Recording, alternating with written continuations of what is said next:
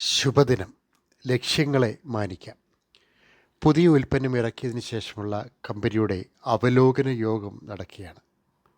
വിപണിയിൽ നിന്നുള്ള പ്രതികരണം മനസ്സിലാക്കിയ ശേഷം ഒരു വിഭാഗം പറഞ്ഞു, ആകെ 4% ആളുകൾ മാത്രമാണ് നമ്മുടെ ഉൽപ്പന്നം ഉപയോഗിക്കുന്നത്.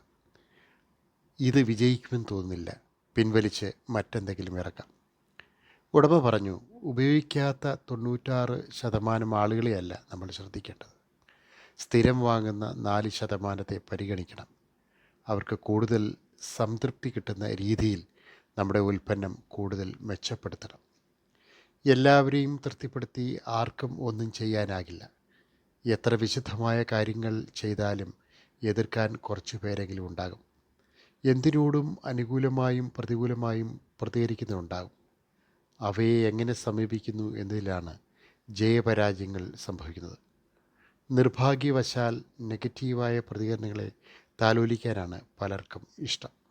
1000 പേർ നല്ലത് പറഞ്ഞാലും ആരെങ്കിലും ഒരാൾ മോശം പറഞ്ഞാൽ അതിൽ മുറുകെ പിടിച്ച് സ്വയം പിന്നോട്ട് വലിയും.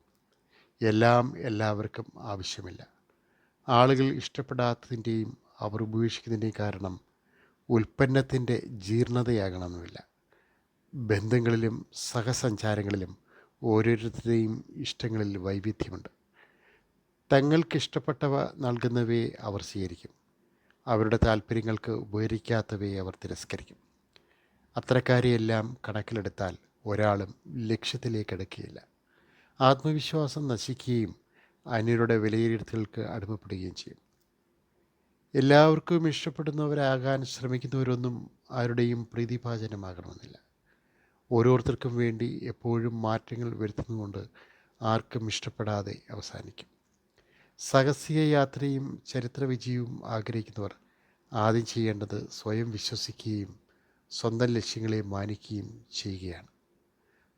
സമാന ലക്ഷ്യങ്ങളും രീതിയുമുള്ളവർ ഒപ്പം കൂടും. ആവശ്യമില്ലാത്തവരെ അവഗണിക്കാനും പഠിക്കണം. വേണ്ടാത്തവ ഒഴിവാക്കിയാൽ വേണ്ടവയ്ക്ക് അർഹിക്കുന്ന പ്രാധാന്യം ലഭിക്കും. വെറുതെ അഭിപ്രായം പറയുന്നവർക്ക് വേണ്ടിയല്ല, ഒപ്പം നിൽക്കുന്നവർക്ക് വേണ്ടിയാണ് സ്വയം രൂപപ്പെടേണ്ടതും പുനർനിർമ്മിക്കേണ്ടതും. Thank you Malayalam.